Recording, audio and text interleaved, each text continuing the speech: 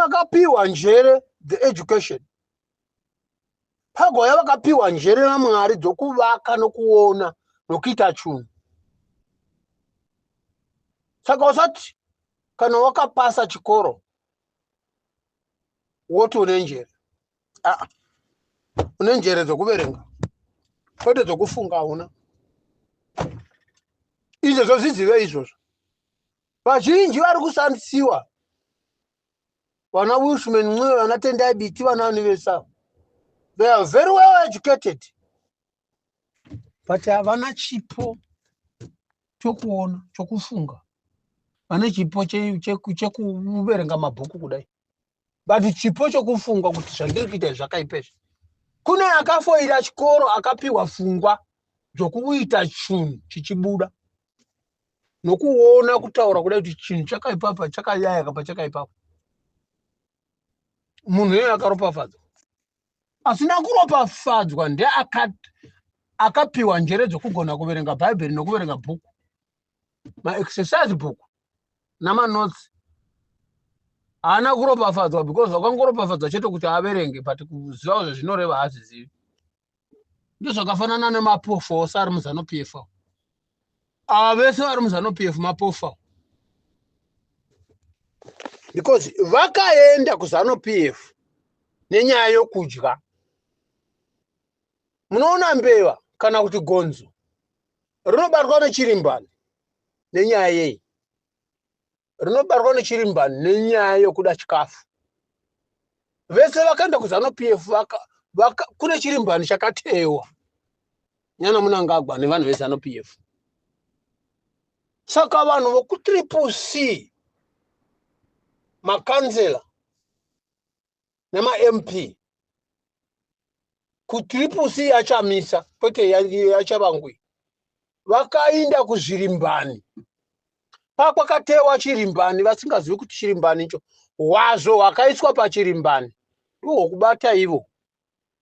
Vasvika ikoko vakaisirwa vanga vane hwazvo hwakaiswa ikoko hwemari, mota, dzimba, chinyi, but vasingazivi kuti vari kukepichiwa brain. Ende vakakepichiwa through zita raChamisa. As soon zita raChamisa parakabva mukati mavari, chirimbani kana kuti rihwa ravabata. Saka pavanozopepuka rihwa ravataka kare, rataka mbeva, chasara kudi kufa, inenge yatofa. Saka vanhu vakaiswa vanga vari ma-MP nemakansela omupariamendi, rural area kupi kose, ve-CCC vachimhanya nezita raChamisa. Vakaenda through zita raChamisa vachimanyira chirimbani chakatewa vasingachioni kuti kune chirimbani. Iki zvinezvi tarira munhu zvavakaita vega.